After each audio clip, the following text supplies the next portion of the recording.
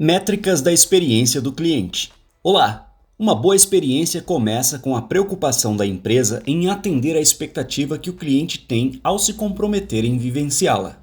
Ficou confuso? Vem comigo que eu explico. Imaginem que numa prévia experiência frustrada ao fazer um pagamento, um cliente decide contratar um novo cartão de crédito e tem como objetivo a simples necessidade de fazer o pagamento do seu almoço com praticidade e segurança. Para medir a sua satisfação, uma primeira métrica que podemos utilizar aqui é um indicador de percepção muito comum chamado CSAT, ou Customer Satisfaction. Por outro lado, não podemos parar por aí. Precisamos também de um indicador operacional, como por exemplo, medir o tempo de atrito. Afinal de contas, um dos objetivos do nosso cliente aqui é praticidade. Lembra?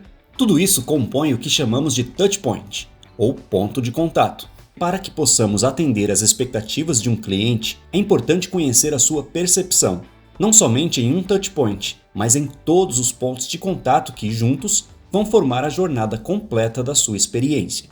Veja que nesta jornada da experiência completa de um usuário de cartão de crédito, temos vários touchpoints, e em cada um deles seria perfeitamente possível implementar uma métrica de percepção e também operacional. Mas não é de bom tom incluir tantas pesquisas de percepção numa mesma jornada. Isso porque a própria pesquisa fará parte da experiência, e se realizada em demasiado, ao invés de passar a percepção de que a empresa se importa verdadeiramente com a boa experiência do cliente, estará na verdade gerando mais um ponto de atrito.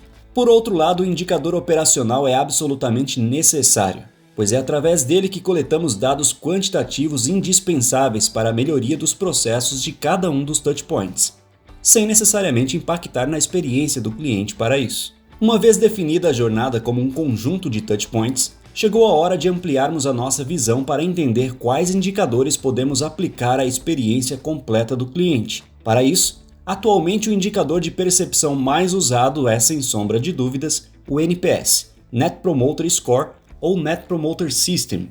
Este indicador é geralmente aplicado a curto prazo, permitindo entender a percepção do cliente quanto à marca enquanto a memória da recente experiência ainda está bastante nítida.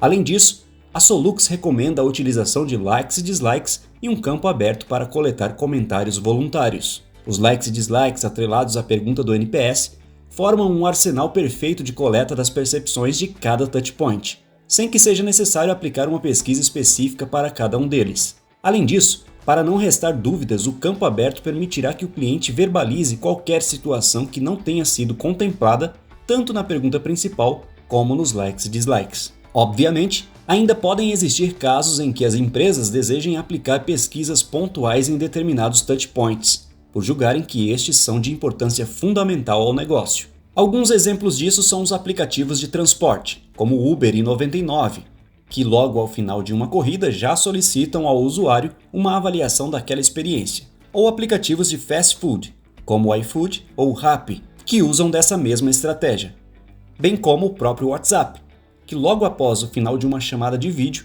coloca a possibilidade de avaliação na tela do seu celular. Além dos indicadores de percepção e operacionais, temos também os indicadores financeiros. Um desses indicadores mais recentes no mercado é o EDR, Earned Growth Rate, que mede o crescimento da empresa com base na satisfação do cliente. O EDR foi criado por Fred Reichheld, o mesmo criador do NPS. A metodologia desse indicador consiste em compreender o crescimento da empresa a partir da manutenção de clientes na base, no aumento de suas compras e na chegada de novos clientes por indicação. Com isso, o EDR é capaz de indicar o quanto a satisfação do cliente impacta financeiramente nos resultados da empresa. E com isso nós fechamos aqui os nossos indicadores para a jornada virtual de cartão de crédito. Como estamos falando de assuntos financeiros, então é sensato seguirmos na linha de que o produto cartão de crédito é oferecido por uma instituição financeira, que pode ter outros produtos como conta corrente e empréstimos, por exemplo. Para cada um desses produtos, a empresa pode definir uma jornada de experiências, e o conjunto dessas jornadas pode consolidar o resultado geral de satisfação dos clientes com a instituição.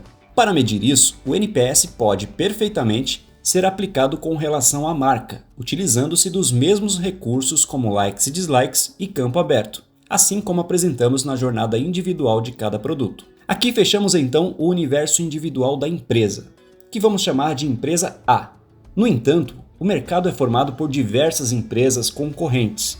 Portanto, é óbvio que temos também a empresa B, C e assim por diante. Um outro dado importante que as empresas buscam conhecer é o resultado da sua performance mediante a de seus concorrentes diretos. Para medir essa performance, Fred Reichheld propôs o NPS Double Blinded, que aqui na Solux nós premiamos a partir do Experience Awards.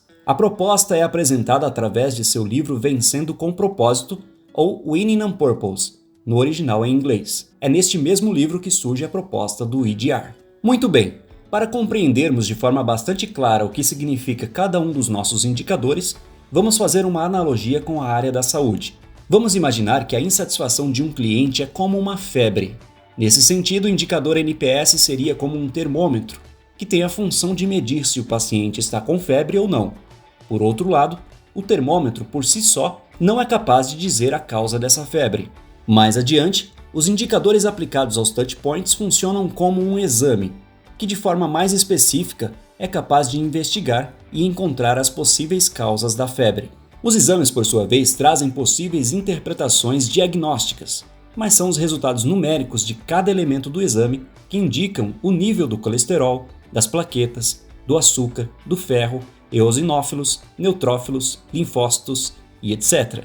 E assim o profissional da saúde consegue intermediar para aumentar ou reduzir estes números a fim de alcançar de volta a saúde do paciente. A isto, nós associamos os indicadores operacionais. Por fim, para mostrar que a satisfação do cliente pode ser tão complexa de entender quanto o próprio ser humano, precisamos levar em conta que, diante da oferta do mercado, a alta expectativa do cliente com relação a uma experiência, representada aqui por este coração, pode transacionar entre os touchpoints oferecidos ao longo da jornada. Isso porque, no ambiente do segmento financeiro, para não fugir do nosso exemplo, os bancos que antes eram todos físicos motivavam expectativas diferentes das atuais, com o advento dos bancos digitais. Quando as experiências são muito similares entre as empresas, a expectativa do cliente em relação a estes serviços similares é baixa, porque ele espera a entrega básica do que para o mercado já é considerado como básico.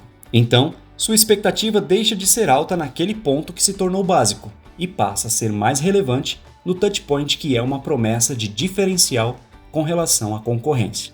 Então é isso. Eu espero que esta informação tenha sido útil para a sua formação como um amante do mundo de CX. Para mais conteúdos como esse, se inscreva no nosso canal, deixe o seu like e o seu comentário, e não esqueça de compartilhar para que outras pessoas também interessadas no tema possam fazer da jornada dos clientes uma experiência excepcional. Até breve!